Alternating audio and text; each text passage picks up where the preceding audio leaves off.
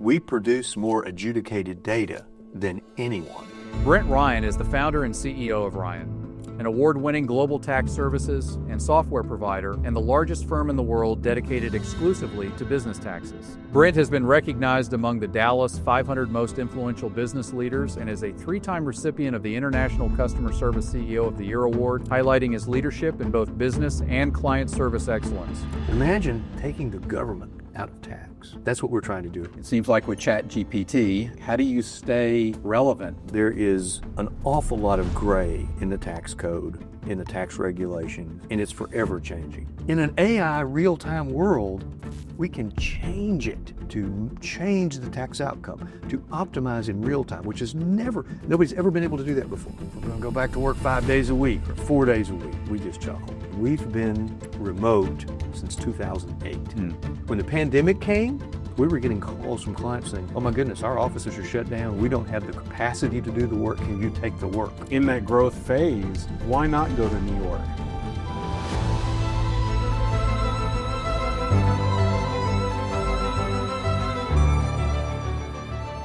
So when you started Ryan, was it right out of the college, or did you work other places and then get how did that structure start? Well, so I took a job in public accounting and Coopers and Lybrand here in Dallas. And my whole life plan from grad school forward, because I had focused on tax. My junior year, I took a tax class at UNT and I fell in love with it. It was phenomenal. It was my calling. So I went to do that in public accounting. I thought I was going to be a Fed tax partner in, a big 6 firm back then.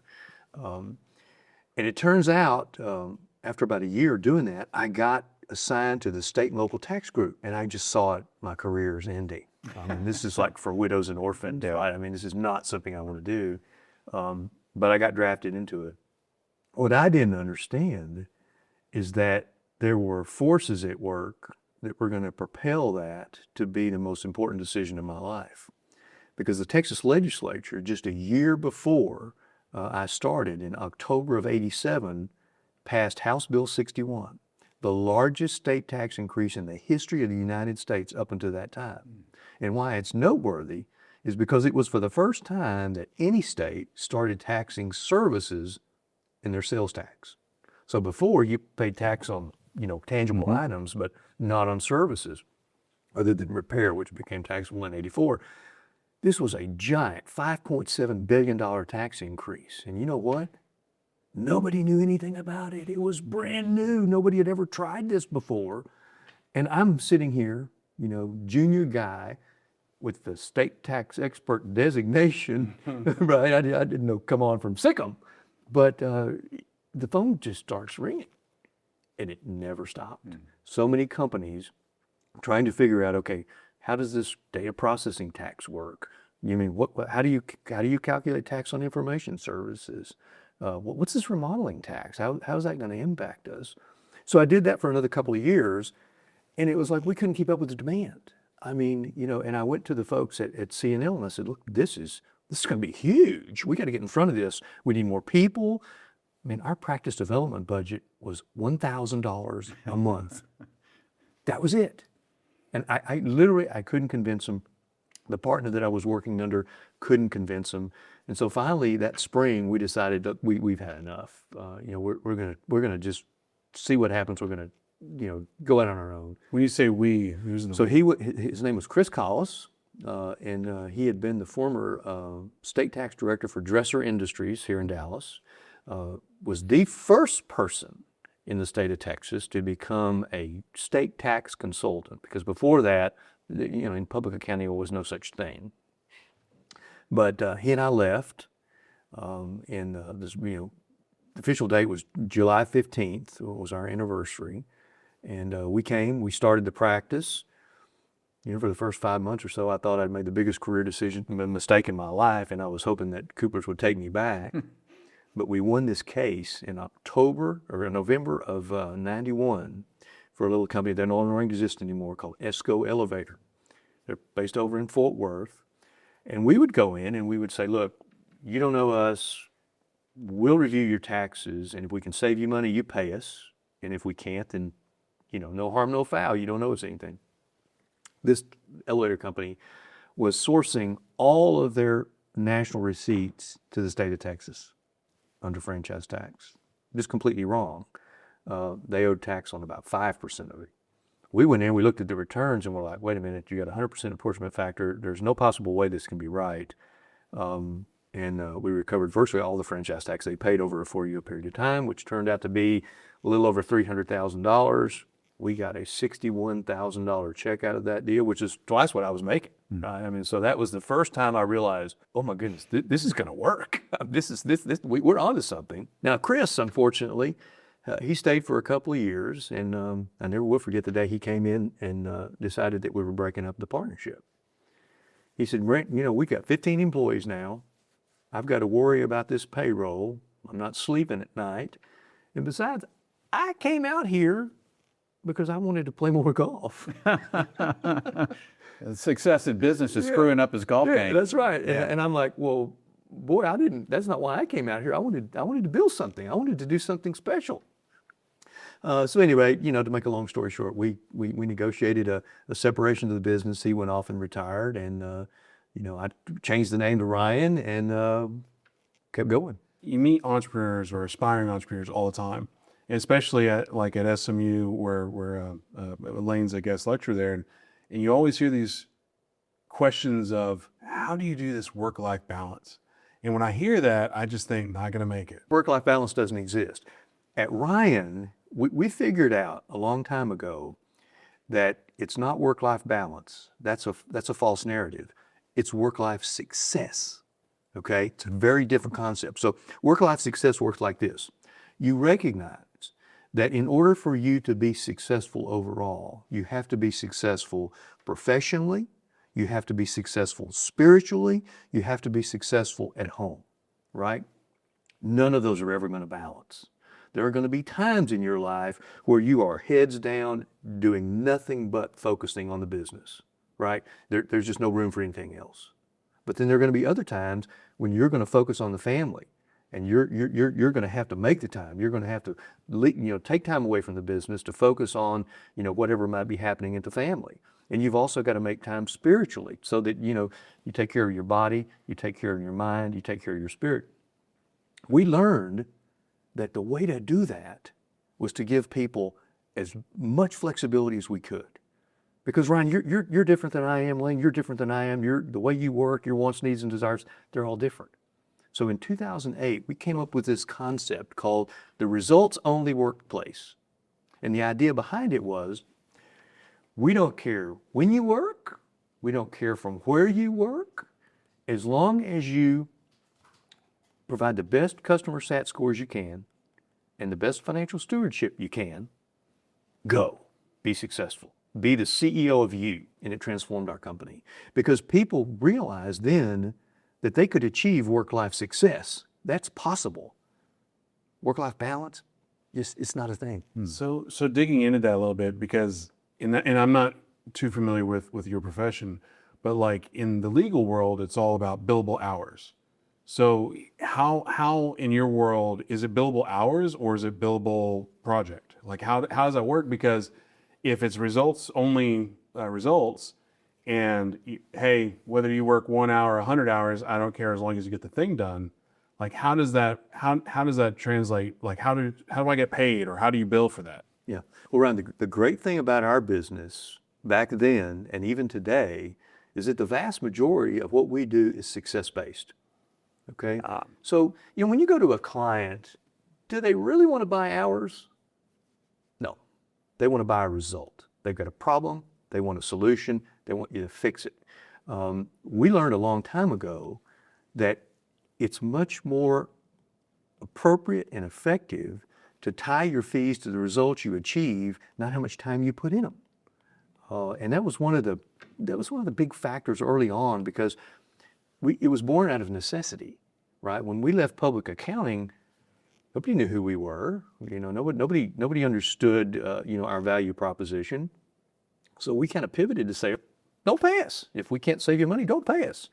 And that was really the start of the business. The beautiful thing about it today is we can measure everything.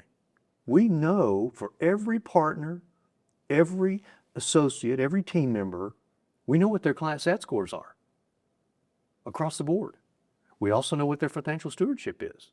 So we can measure all of this. Now, another thing that we learned, this again was born out of disagreements that I had with my first partner, because when we started, the deal was he was 75% because he was the gray-haired guy that had credibility in the marketplace. You know, I was 27 and I was doing all the work. So the deal was he's 75, I'm 25. And by the end of the second year, guess what had happened? He's on the golf course. I'm hustling. It flipped. So all of a sudden, I'm 75 and he's 25. So after the split, I realized that I can't really figure out, you know, what each individual's contribution is going to be. I don't know. Maybe they're going to be a rock star and they're going to just take off, or maybe they're not. So the firm's value proposition is success-based, but so are our team members. So if they're on a team and they save a client money, the client pays us a portion of that in value share. And you know what we do? We turn around and pay a portion of that in value share to them. So they're highly motivated. It doesn't matter where they're working from. They could work, if Elon Musk can get them to the moon, they could work on the moon. It doesn't matter. They're motivated. They want to help our clients save money, and they want to participate in that value share. So I don't have to police them. I mean, I still chuckle. Frankly, I hear these companies and their CEOs, everybody going back to work. We're going to go back to work 5 days a week or 4 days a week. We just chuckle. I mean, the reality is we've been remote since 2008. When the pandemic came, it was one of the biggest booms for us ever, because we were getting calls from clients saying, oh my goodness, our offices are shut down. We don't have the capacity to do the work. Can you take the work? Well, we'd had VPN access for all of our team all around the world since 2008. We hadn't bought a tower computer since 2008. We just pivoted. And much of that business that flowed to us in the early days of the pandemic never went back. The companies never took it back. And so that was a huge benefit because of that flexibility. But that's the beauty of it. We can measure it. And so we tell our people, these are your metrics. You go figure it out. And some people work all over the place. Some people work early in the morning. Some are, getting emails in the middle of the night. I mean, it just whatever works for them. It's a great model. When I was the age when you started your business, I was a young stockbroker at Dean Witter Reynolds. They paid me $1,000 a month draw against my production. I was highly motivated and every morning we'd look at that bunker Ramo and I would see what my tally was. Now there are probably some perverse incentives there. In your case, I love the fact that it's aligned with your saving your client money and you're sharing and participating in that savings. But I certainly understand and have grown up as someone who lives off of their P&L essentially. You either sink or swim. Lane, right? here's what I learned. You cannot fight human nature. Yeah. You will lose. But you can harness it and do great things with it if you align the incentives to the mission of the organization. Right. And if I get credit for anything in this, it's that piece of it. It's aligning the value proposition and the incentives all the way through the organization. Right. You saw an opportunity. You were kind of right place, right time. But 1,000 people, maybe 1 out of 1,000 would have seized the opportunity the way you did. But you saw an opportunity, a change in taxation that nobody understood, and you were able to be the problem solver because you understood it and you could solve that problem for people. But I was looking at the stats for your company. It's just incredible. You started in 1991, and you've grown every single year. That's one of the great things about tax. I was going to say. It's the quintessential growth industry. Yeah. Did you know this? Globally, tax grows 5 to 7% every year, whether you need it or not. When I look back in 37 years of doing this now, there's only been 1 year that wasn't true, and that was 2020, when a lot of the government was shut down. But even then, it wasn't a loss; it was a deferral. Yeah. They just picked it up the next year. So when we talk about, our goals for the company and growing the company, I got to have a rule with my partners. I'm like, if you can't turn in a growth plan less than double digits, because you're already going to get 7% just by showing up. Yeah. So in order to be a double-digit grower, we have to beat the market by about 300 basis points, and we're able to do that. So again, I'd love to tell you that, I'm a great visionary, that I saw this opportunity. In fact, the truth is I fought it in the beginning, and then once it occurred, I didn't realize until later what a phenomenal opportunity is. Because here's the thing, when you look at the tax services market, even today, it is dominated by the public accounting firms, whether it's the big four or the big, regionals and national firms. What I did, totally unknowing at the time, I'm a tax guy, I want to do tax, right? I plucked the crown jewel of public accounting out and I put it in a market-facing entity. I put it in a market-facing entity that I can capitalize with private equity, that I could take public if I wanted to at some point in time. But that circumstance, that hey, I'm going to focus on tax, I had no idea at the time, but it was one of the most important decisions that I'd ever make. Yeah. So the part that that I'm intrigued with, because I don't fully understand it, is I get that in 1991 you were able to gather information and be able to solve problems for people because they didn't understand, they didn't have the knowledge. Today, it seems like with ChatGPT and sort of the decentralization of information where you can get on your computer and go find things, how are you, it seems like the proprietary nature of being able to do your homework and find a solution that the market's not aware of and provide it. How do you stay relevant in that circumstance? Or what am I missing in that equation? So, Lane, you're not missing anything. The reality is, at Ryan, we're knowledge workers. Yeah. Right? There is an awful lot of gray in the tax code, in the tax regulations, and it's forever changing. Right? When you think about it, not only are the tax laws changing more frequently, back in my early days, big tax changes were generational, right? You'd see them every 20 years or so. Now it seems like every administration is going to change, and they're going to change back and forth. Right. So the permutations of it are virtually endless. And we come up with ways to figure out how to navigate those gray areas for our clients. We don't really see generative AI as a threat. We see it as a force multiplier. Yeah. We were early adopters of AI. We started with narrow machine learning models 5 years ago, trying to help us make decisions faster and more precise. In order for those models to be successful, you have to have access to the data. And that's one of the big advantages we have today at scale. We produce more adjudicated data than anyone. There's lots of software companies out there and others that are processing transactional data. There's lots of firms that collect and curate property tax data, for example. But no one has the level of adjudicated data that we do, meaning that not only do we have the data, but we know the answer associated with it.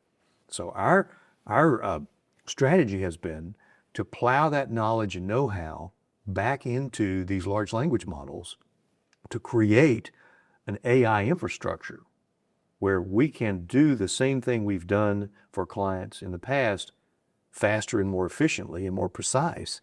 But we're also seeing ways that it can change the business model entirely.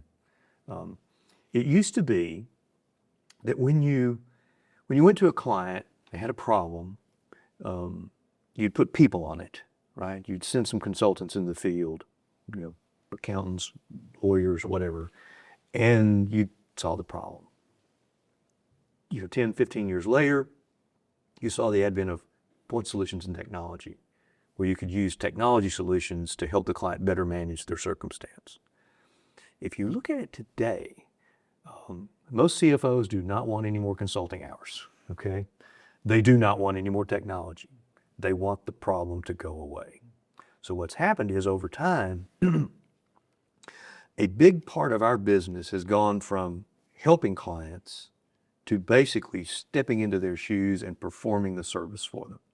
We refer to it as tax as a service or managed service. And what it means is that we are the functional department for our client. We run every aspect of it. So if you think about property tax, which is our biggest domain, we're the world leader in property tax, both software and services, those teams start with the assisting clients with the evaluation of assets they are going to acquire, to managing those assets, to valuing those assets, to making sure that the appeals are successful all the way through payment. Last year we paid about $22 billion in tax on behalf of our clients. And most of my clients today in property tax don't maintain expertise inside of their companies anymore. Now, when I started, everybody had a property tax department. Everybody had a property tax director. That's changed now.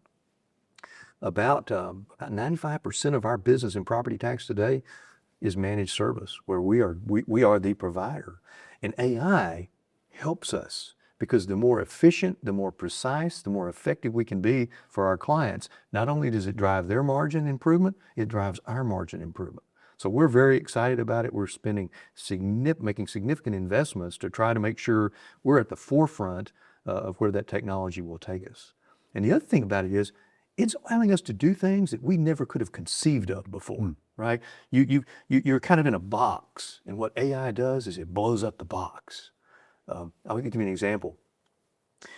We sold an AI application that we developed last year to Vertex that uses AI, a large language model, to determine how to apply tax to SKUs in the retail environment.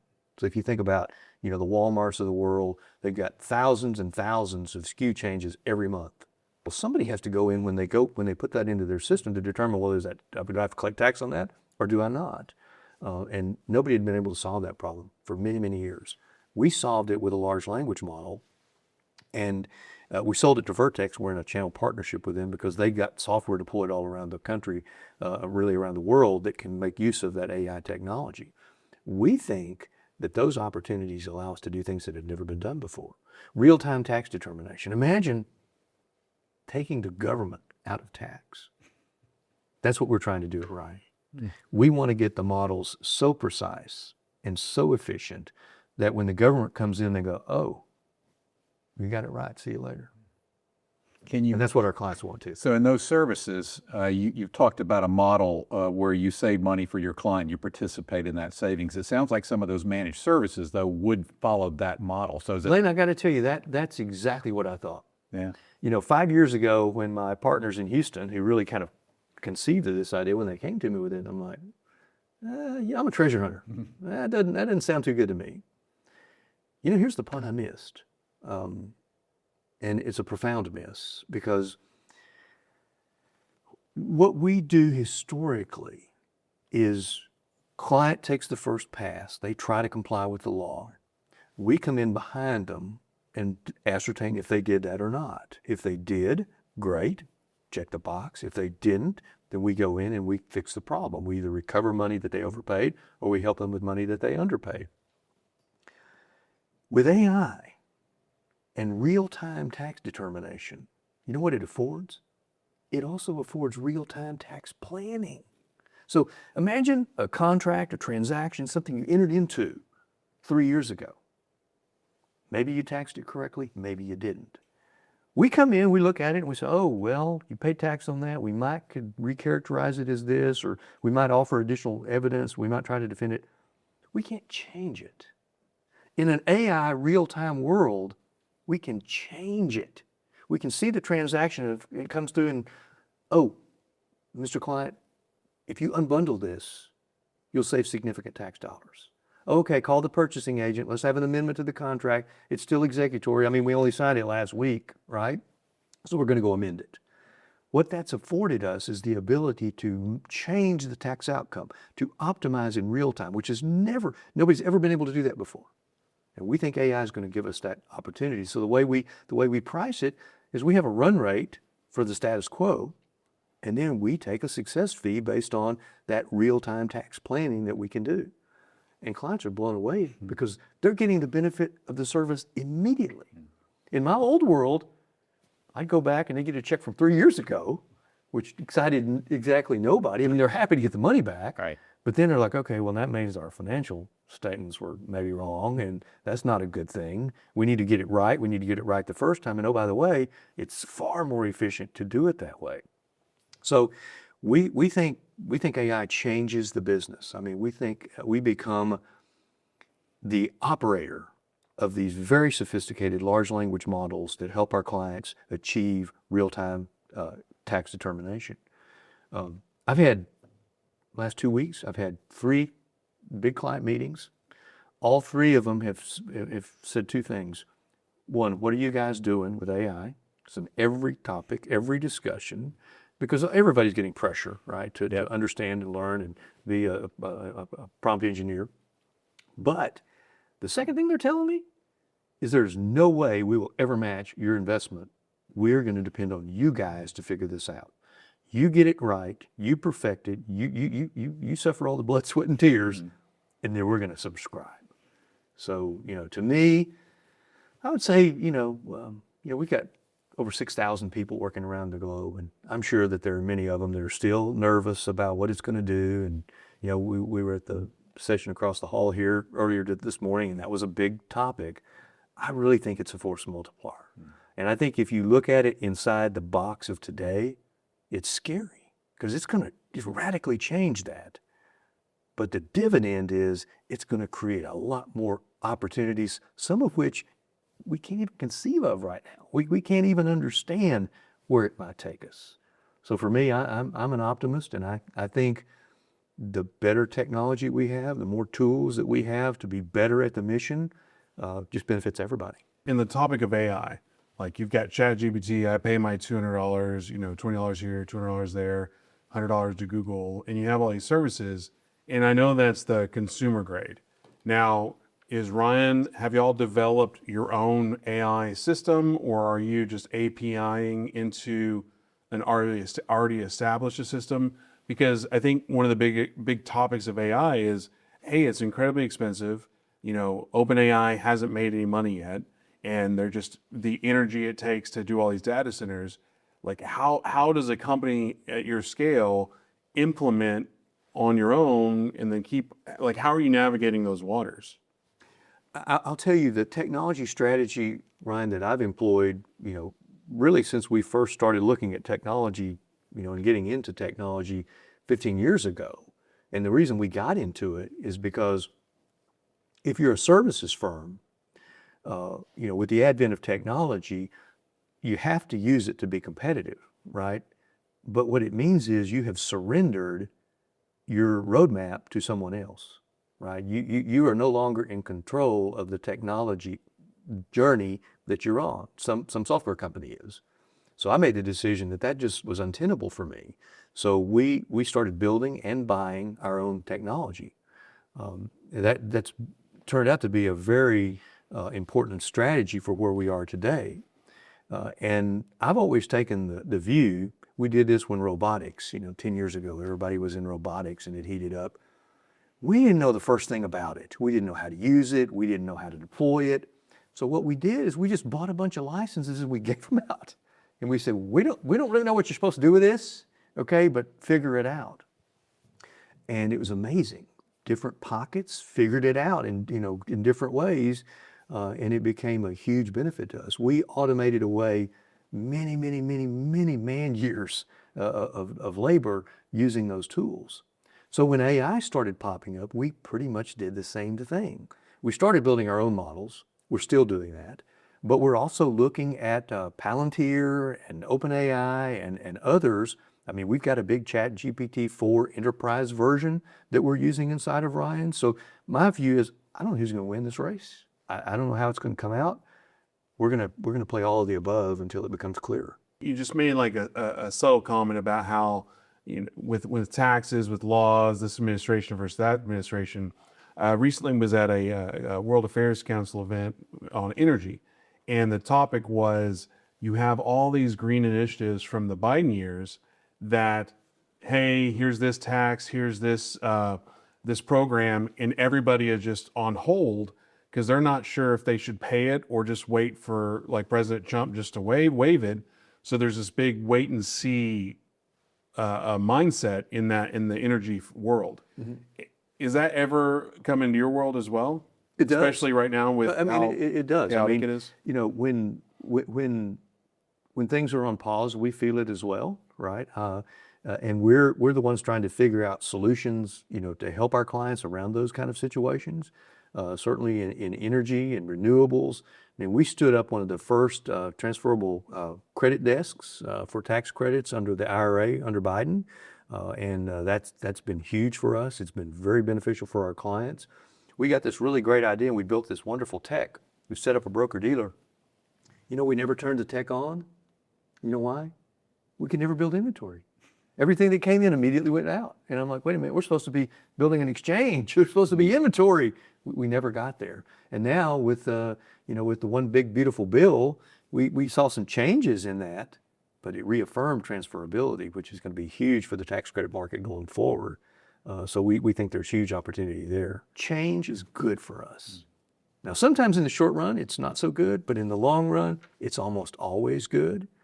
Because somebody's got to navigate this craziness, and it's changes are occurring more rapidly than ever occurred. And it's not just here.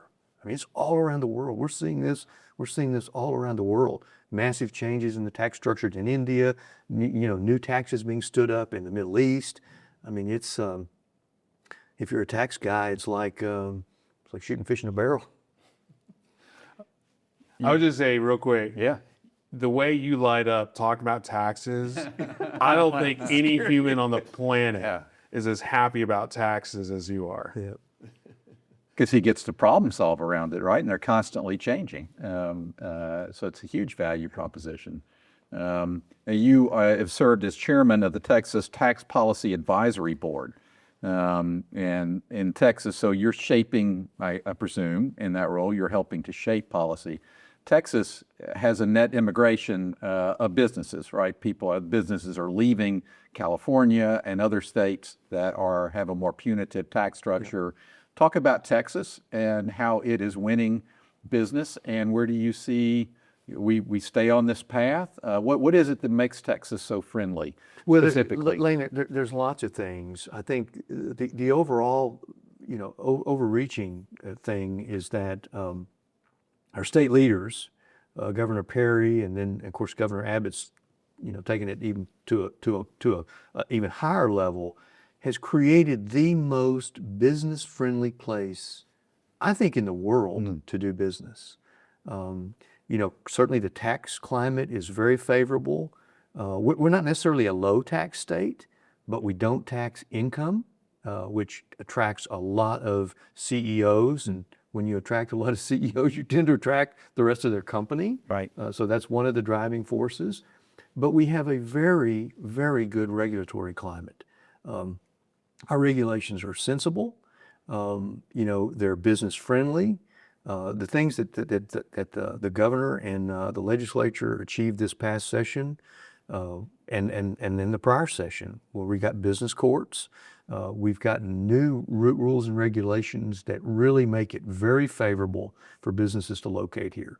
I think you're going to see a lot of companies moving from Delaware and resiticing here, moving from Nevada, resiticing here, because this is the most favorable place if you're a business owner to do business. We also have a great workforce. We got 16 Tier 1 universities in the state of Texas. We've got a lot of smart kids here, and they're wanting to be here. So I think and we got still housing is relatively low cost. So when you check the box, we pretty much check all the elements. And frankly, I still think we're in the early innings of this. Yeah. I think we're going to continue to see this migration. And even when companies don't relocate, they relocate a lot. Right, so you look at the Metas of the world and the Apples of the world. They haven't relocated, but they've kind of relocated. I mean, they have a huge presence here, and we think that's going to continue. I'm an investor in the new Texas Stock Exchange, which we hope to get approval for, sometime later this year, early spring. It's done some great things, and we haven't even gotten approval yet. NYSE's now down here with a regional headquarters. NASDAQ's down here with a regional headquarters. And you know what they're thinking? They're thinking about maybe some of this crazy stuff that they put companies through with ESG and DEI. Maybe that wasn't so good after all, because now they've got a competitor that's launching that's going to take a much more business-friendly approach to listing as a public company. We think that's going to be a tremendous asset to the state. And you got to give Governor Abbott credit. It was his brainchild. He's the one that went and found investors and said, hey, we should do this. And I think every one of us that invested like, yeah, you got me at hello. So I think that's going to continue to drive businesses here. And Lane, it's hard to miss the fact that Dallas is becoming a major financial center and could, maybe in the not too distant future, be the financial center for the United States. I mean, you look at the investments Goldman Sachs is making. Our brand new headquarters building overlooks the JP Morgan campus today in Plano, and they've got more people at JP Morgan in Texas than they do in New York, which I think is just remarkable. That is remarkable. And as all of that comes together, the synthesis of it, I think it's hard to overestimate what we can accomplish here. Well, you have Charles Schwab. That's right. Fisher Investments. You have Fidelity. But they may not officially name this a headquarters. They have more people here. That's right. They're effectively here. They're effectively here. It is kind of remarkable, and it must please you to be in a position to have some effect on that policy. You have a very friendly government to advocate to, but you also sit in a unique seat to sort of see tax policy around the world. We're strong advocates of sound tax policy. As you mentioned, I sit on Lieutenant Governor Patrick's tax advisory committee. You look at the activity of that committee. We're trying to do things that make the tax system better, fairer, more predictable for taxpayers. Doesn't that hurt your business model? It does. It does. It does in the short run. Yeah. It does. But a stronger economy and a growing economy means that if I give up a little bit of yield here at the front end today for a much bigger payoff down the road, it's worth it. And I get that question a lot. I get that question from, trade associations that, they're tax focused and their heads down and they're like, Brent, that's going to hurt our business. I'm like, well, maybe in the short run it might. Like, for example, last session, the Lieutenant Governor called me and he said, hey, we got this great tax reform proposal, and he passed the greatest single tax decrease in the history of the state. He asked me, he says, are there any other things that we could do? And now keep in mind, Brent, we're kind of out of money here. Yeah. We got $18 billion that we've invested. Well, are there things that we can do to make the tax system better? And I right off the top of my head, I said, Governor, here's something you can do. Get rid of these no tax due filings on franchise tax. You got hundreds of thousands of companies that have to go through the rigmarole of filing these no tax due reports when they don't owe any tax. And you know what? They put that in the bill and they got rid of it. Wow. Wiped it out. Well done. So those are the kind of things that we're working with the legislature. We do have one benefit, and that is working in 80 plus countries around the world. We've seen just about every tax scheme that's out there. We've seen every tax system, what works, what doesn't work, the good, the bad, the ugly, and we use that to advise, legislatures, political leaders. We've seen this before. It's not going to work.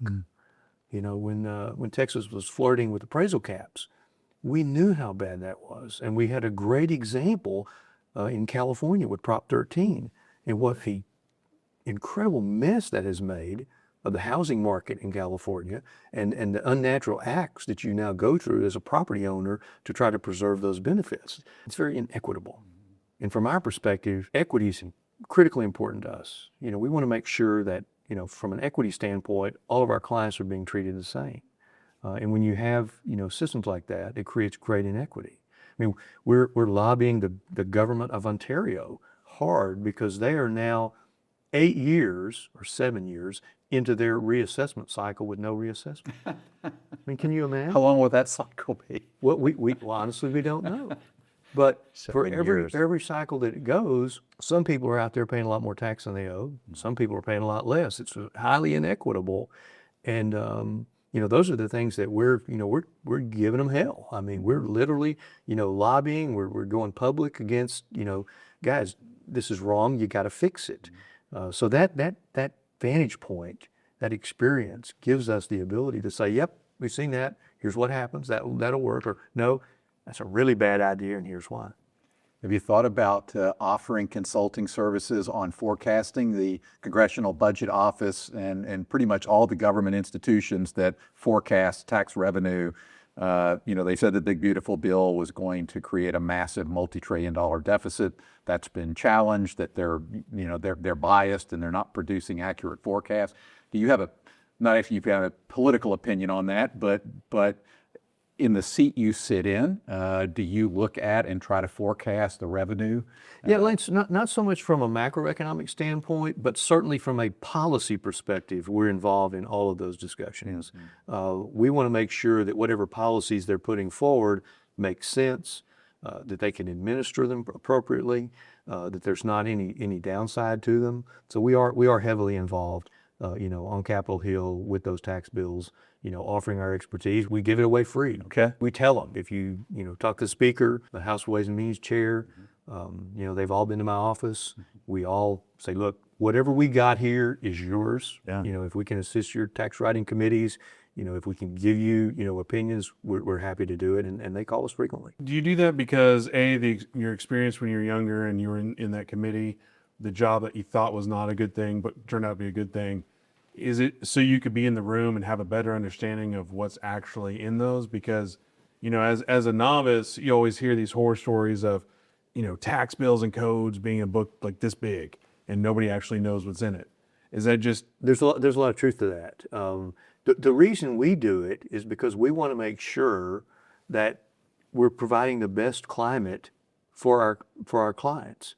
I mean, it's a benefit to make sure that they don't create things that are a mess. And you might say, Lane, you kind of brought it up, well, isn't that bad for your business? Should I sit back, let them make the mistakes, screw it up royally, and then go fix it? Well, you could do that. The reality is that doesn't make for a very good client experience. So if you can head off those kind of things, then the client experience is going to be better. When I'm saving my client money, when I am actually having a positive economic impact on their operations, they love me. When I'm spending their money to comply with stupid stuff, to do things that are not value add because somebody said you had to, or it's so mind-numbingly complex, like the Texas franchise tax calculation. I have many of my clients that probably spend more in professional fees calculating the tax that they owe than the tax they pay.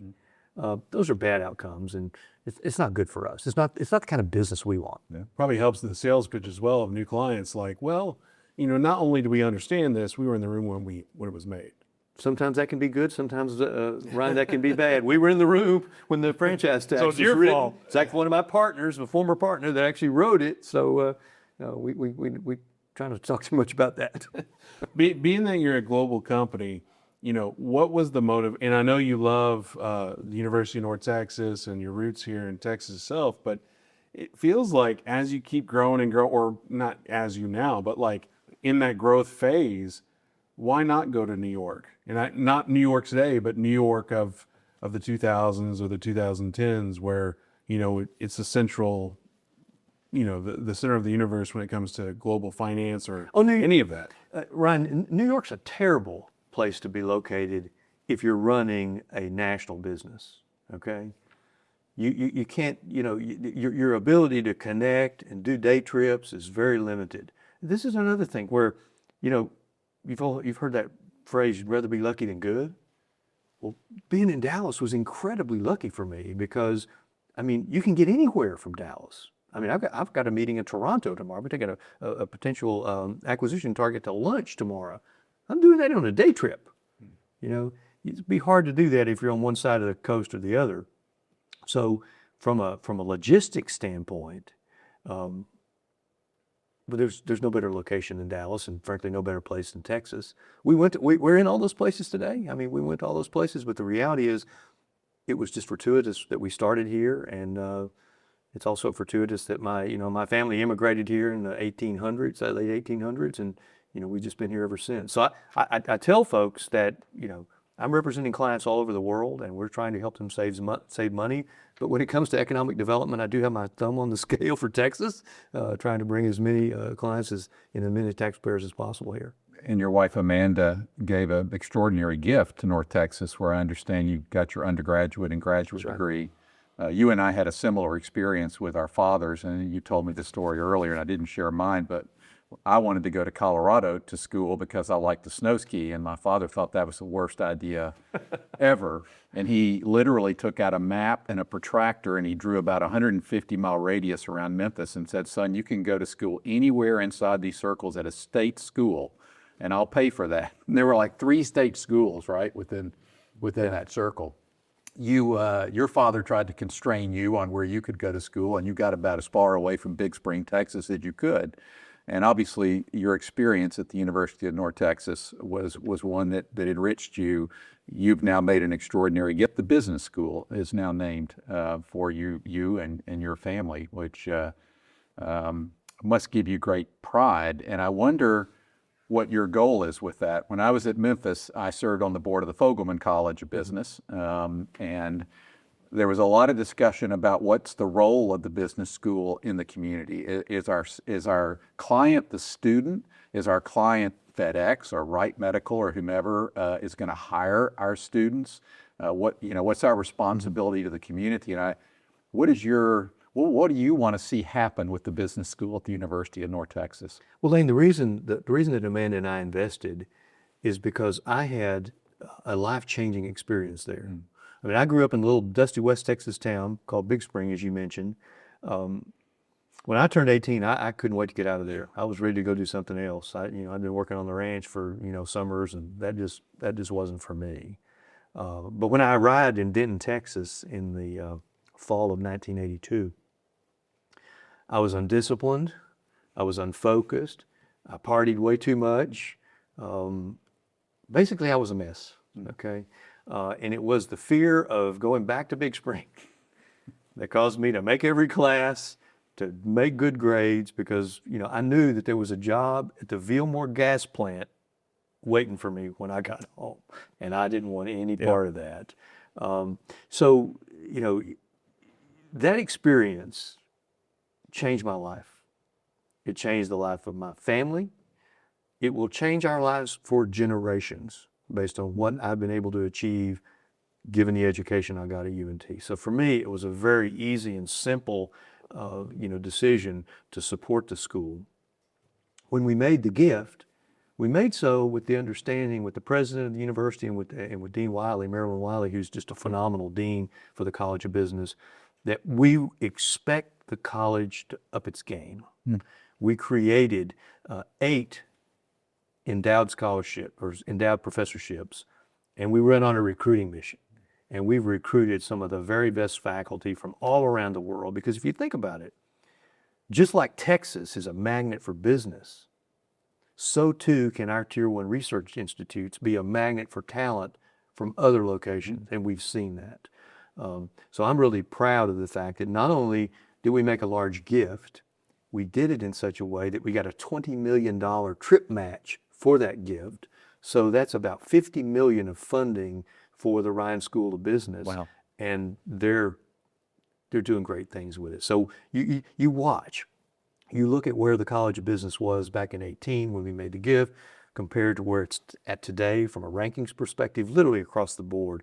They're coming up in the rankings. They're doing a great job, and they're creating something that I hope personally will deliver an even better experience than the one I had when I was there, from 82 to 86. Yeah. What's interesting is when you were first going into that, and this may have been just a misstep of the tongue, or could have been a Freudian slip, you said it was an investment, versus a gift. Well, I think it is an investment. Well, that's what I'm bringing Lane, up, to answer your question, the customers are both. It's the companies, it's the students. I mean, most of my motivation was to give back, to pay it forward. But, it wouldn't be lost on me either that we recruited like kids from the Ryan School of Business. Yeah. They produce graduates, and, that becomes part of our Ryan team. So there is certainly an element of that. It is an investment. Well, and that's what I wanted to point out is just, when you are doing a gift like that to an institution like that, there is that investment, not just with the dollars, but with hey, there are strings to this. We want you to be successful. We want you to go this path versus like, hey, here's some money, do a thing. It's a gift, So I just wanted to point that out because I think it is powerful. Yeah. Well, I'm sure there's a lot of pride associated with that. Bobby Fogelman in Memphis would come to our board meetings, and it was important to him his name's on the institution. He felt ownership at some level of that product we were putting out in the marketplace. We had a new dean that came in, Rajiv Grover, and he had a completely different mindset than a typical academic, and that was, he asked me, he said, will you introduce me to some C-level people at FedEx and some of the other corporations in town who hire our students? And we went around town and met with them, and he said, how are we doing? And they went, not that great. Okay, well, what can we do better? One of the things that came out of that was they said, your students don't make eye contact, they're not appropriately dressed when they come for an interview. Memphis now has the largest Toastmasters chapter of any college in the country. They had a clothes closet where people donated clothes. Some of the students could go and they trained them on how to interview. And so it was extracurricular support in addition to just upping the academic game. Probably the most meaningful thing was FedEx said, look, the students you're sending us would be better prepared if the curriculum looked like this. So we introduced a FedEx curriculum. And kids could come and they could apply and they'd get a partial scholarship from FedEx, but they had to take that curriculum. And what FedEx said is our cost of talent acquisition has gone down. We're getting better quality students at a lower cost as a result of this partnership, with the school. So universities can be so powerful in that, but having a businessman who thinks the way you do, influencing perhaps the direction of the school can be really critical. Well, you hear a lot of people talk about the power of education, right?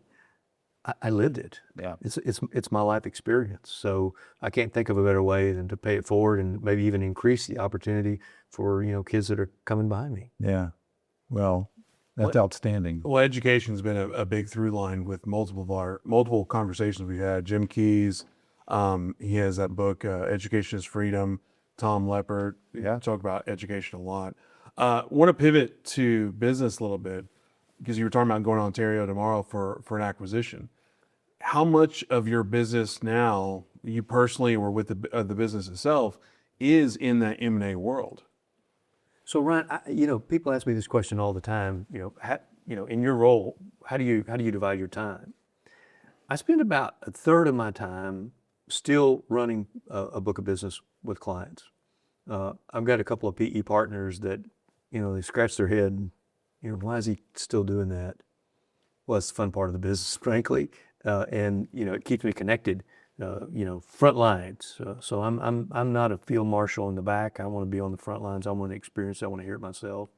About a third of my time is my CEO role, setting the strategy for the company, making sure that we're achieving our goals for the company, taking care of our team members, our shareholders, our investors. But the remaining third is really, working on the business in terms of our M&A strategy, our strategic recruiting strategy, because we have a vision for the company. I wake up even today, 34 years later, and I'm like, how is it that I got here in a world where there is no global leader in tax? Think about that. Now, I'm sure there are people that will listen to this and say, well, hey, we're Deloitte, it's us, or hey, it's PwC. The reality is, back in public accounting, in my public accounting days, that was Channel 2, tax was Channel 2 behind audit and attest. Well, now it's fallen like Channel 3 or 4. We're the only specialist in the world at scale, and we think the world deserves a global brand in tax, a category leader that's not, constrained by the regulatory matrix of public accounting. We're not independent. We're unabashed advocates for our clients. We don't have conflicts of interest within our firm because we don't offer services other than tax. We really only have one counterparty. Now, we have many of them, but one category of counterparty, and that's the government. So when you look at our vision for Ryan today, we want to be the category leader. What does that mean? That means that if one of our clients calls us up, hey, we've got a problem in Saudi Arabia, we've got a problem in Germany, we've got a problem in Ecuador, we want to have the team of experts that can immediately address those issues. What does that look like? Well, it's a lot bigger than we are today. And the way we're building it is we're finding the Ryans of the world in other countries. We're looking for those best of breed tax-focused specialists, and we're adding them to Ryan. And that really is the strategy we're executing both from an M&A standpoint and from a strategic recruiting standpoint, because I think we have a great story to tell. I mean, we have had arguably more success than anybody else in the tax services industry. Our company today is a great place to work in every location, on every continent where we work. We were number 35 on Fortune's Best Companies to Work For in the U.S. list this past April. Congratulations. Our highest, eighth time on the list, highest that we've achieved. So we think we have a great story to tell. So if you're a tax person and you want to come to a place where tax is number one and there's no number two or three, it's Ryan if you want to do it at scale. So it's an ambitious goal, but we think it's achievable. We think that, we're in the second year of a 10-year plan that will take us to category leadership.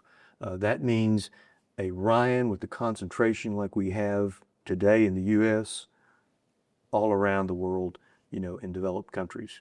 And we've seen it work. I mean, we've gone from, in many of our practice areas, like our biggest in property tax, we're number one in the U.S., we're number one in Canada, we're now number one in the U.K. So in every market, we're achieving leadership. We know it works. It's just a matter of time. And, I have a sense of urgency. I get up in the morning, Ryan, and I look in the mirror, and that sense of urgency every day gets a little more urgent because I want to be here to see it happen. And frankly, I don't have that much time left. So I'm really focused. It's harder for him to understand than me. But I get that. I look right? in the mirror. You look in the mirror. Yeah, it's like, okay, who is that guy? If I'm going to reach this goal and it's going to take this many years, we're going to have to do it faster. You said that when you built the company, you built it so that it could, accommodate private equity money, so that it could go public. If that were the strategy, your company's a private company. You want to become the category leader globally. You want to take on shareholders. You want to be a public company. You have an I don't want to say exit plan, but you have a plan that you're working. Have you thought about that sort of? So we have a meaningful portion of the company is private equity owned. I did my first private equity deal in 2018. We took on a partner, Onyx Corporation out of Toronto. They've been tremendous partners, and we learned a ton. They still manage their investment. We went through in 22, maybe it's 24, I forget. We did a continuation vehicle so that ICG is now the investor, but Onyx manages that. Yeah. And then in 22, Ares Capital invested. So we've learned a ton from every one of them. They have absolutely been a force multiplier for us. They've helped us grow faster. They've helped us, with M&A and with our global strategy and just so many areas. We can continue to keep doing that. We have a lot of interest. When I first started in 2018, it was very rare, frankly, it was unheard of in public accounting and very rare in the tax services space for a private equity investor to invest.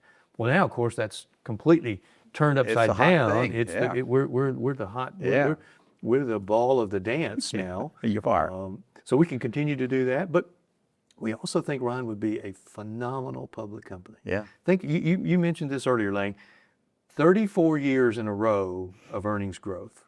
Only 2 years did I have down results for EBITDA, and those were self-inflicted. I invested too much, frankly, in those years. But when you got that steady tax stream, that tax revenue stream, and you're good at what you do, not only have we grown 34 years in a row, we have endured everything that the business cycle has thrown at us, and we have excelled. Yeah. The secret about Ryan is we do good when times are good. We do phenomenal when times are bad. I've probably got somewhere around 1,300, 1,400 property tax people around the world praying for the next recession, right? They see incredible opportunity when asset values reset. So if you look at the dot-com bust, we grew through that. The Great Recession, those 3 years were some of the best we ever had. We grew through those. We grew through the pandemic with a 16% CAGR. Now, 20 was only 4% because of the deferral. But when you look at 21 and 22, oh my goodness. So despite all of the changes and challenges, it's been a very resilient business. So it's highly anti-cyclical. And so when you think about, first of all, where would an investor play in this space as a public investor, an institution? You can't. There's nothing out there. There's nothing at scale. Two, where will you find a better, more resilient, anti-cyclical investment than tax services? You won't. So for that reason, and frankly, providing liquidity for some of our shareholders, and just having the ability to bring people in and out, are all attractive things that we think about when we think about becoming a public company. I will say this: we have been for the last couple of years on an IPO readiness journey. Yeah. That doesn't necessarily mean that that's the final outcome, but I think there's a lot of benefit in just building a company that's enterprise grade in everything we do, and that's our goal. You brought up force multiplier multiple times. What do you think is more impactful, AI or the private equity? So far, private equity, frankly. But I tell our team from an AI standpoint, we're still in the second inning. So who knows what that ultimate impact's going to be. But then again, it might be a little hard to tease out because a lot of the focus of private equity, particularly our Ares Capital partners, has been on technology. I mean, they're bringing resources, they're bringing expertise to us. They made the introduction to Palantir for us, so you might not be able to completely untangle those, but I'd say private equity so far. It's funny because I work in the lower middle market M&A, and so typically founder, owner, operators that have built a business $10 to $100 million enterprise value, and there's this sense that private equity is the big bad wolf, right? That they're just out there to strip out cost and fire people. And what we see over and over again is companies that don't want to sell out completely, but they want a strategic partner because they've taken the business as far as they can, and they either need financial capital or human capital or intellectual capital to take that next step. And with the right private equity firm, it can just be magic. And there's no doubt, with the right private equity firm and the right structure, you can create enormous value. In fact, if I had it to do again, I'd have done it much sooner. Yeah. If I knew then what I know now, we'd have done it earlier, and Ryan would be a much bigger company. So. Well, I don't. You're not much of a slacker here. You have 18,000 clients in 60 countries and 700 million of revenue. That was 2021. You probably lapped that number. That's the beauty of entrepreneurship. It is? So yeah, I mean, we have been successful. I mean, we have 6,100 folks around the world. We'll turn in a top line revenue of about 1.7 billion this year, 400 million of EBITDA. Remarkable. Talk to me when it's 2 billion. But the thing about entrepreneurship is when I'm at home, I know all of the misses that are in there that you don't see. Yeah, sure. Right? So, have I made a lot of calls right? Absolutely. Have I blown a bunch of them? Absolutely. And man, I can't even imagine what Ryan would look like today if I'd have gotten a few more of those right. I consider myself pretty risk tolerant, but frankly, I was too timid. I aimed low consistently. So what would happen is I set a goal, we'd blow through it. I think, oh, how'd we do that? Then I'd set another goal, we'd blow through it, and I'm still chasing that. Yeah. I mean, every goal we set, our team's finding a way to exceed it, and it is tough for me to adjust. It's probably a great mindset to be thinking about what could I have done differently. I was watching a ESPN documentary on quarterbacks, and Patrick Mahomes was one of them, and they were, my goodness, the success that he's had with the Chiefs is just remarkable, and he's young. And the most telling thing about it was he was recalling a season, and he goes, if I'd completed that, when they won the Super Bowl, right? Yeah. Well, if I'd completed that pass, if I'd called this play instead of that play, and thinking, you won the Super Bowl. You won the Super Bowl. Well, Brett, yeah, but know, you can't. so- But you can't help but think about it. You're on the award stage and you're getting this or that award, and invariably I'm thinking, man, I should have done that. Well, Lane opened the door, but I mean, this is the Michael Jordan quote. I've missed more than 9,000 shots in my career. I've lost almost 300 games. 26 times I've been trusted to make the game-winning shot and missed. I failed over and over and over in my life, and that's why I succeed. There's truth to that, Ryan, because failure is the very best teacher. It sucks, though. Yeah, it does suck. It sucks. And I tell our folks, if you're not failing, you're not trying hard enough. Yeah. But it does. It's not fun. You said one other thing that I want to repeat because it resonates, and it's what I talk to business owners about that are thinking about selling, is don't wait until you're ready to sell to build a sellable business. There's Right? no doubt. You said we may not go public, but we'll be ready, and it's part of our process. One of the biggest mistakes I see those lower middle market businesses make is they're very owner dependent, and they don't have good systems and processes. They may not have the right books and records, and then all of a sudden they're ready to sell, and the business isn't ready. And now they got to pause and try to go backwards and work it. So, for me personally, I've always tried to run a business as if I'm going to sell it tomorrow, even if I never sell it. And I think that's a great mindset that you have there as well.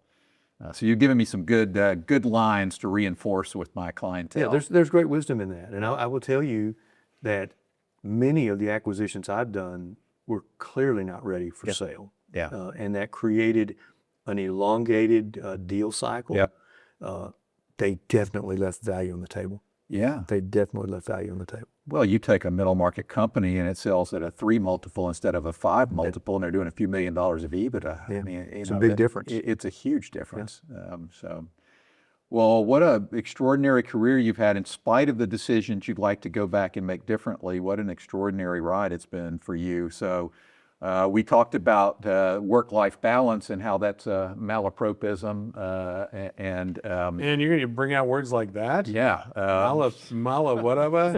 malapropism, Yogi Berra. I'll have to get a right? ChatGPT to define, My father was great at the malapropisms. He had all sorts of things he would say, like, I was complaining about a deal that I hadn't completed, and he said, the best deal I ever did was the one I didn't do. And you're like, what does that mean? I lost my train of thought. Well, I've got one of those in my email dad. box right now. It's like, hey, do all this work for this dollar amount. And I'm like, that doesn't, and I finally gave myself the because again, when you're an entrepreneur, it's like, not all dollars are good dollars, but you still got to make that payroll. But I made the line of, hey, that doesn't make business sense for us. So, and it's, it hurts, but it feels good to do it. Yeah. But it still hurts because that dollar. Well, what a pleasure it's been to have you on the Deal Table podcast. Thank you. You cover so many bases with us. You've run an extraordinary business. I haven't personally seen a business that had uninterrupted growth from 1991 to present. Now I'm on a mission to go find another business that could possibly present the way that you do. But what a great journey, and look forward to watching your 10-year plan. Lane, I haven't seen one either in all the deals I've done. I think it is remarkable. I tell our team that we're a 30-year overnight success. Well, thank you so much for joining us. Thank you. I so really much. enjoyed This this. is It was great. great.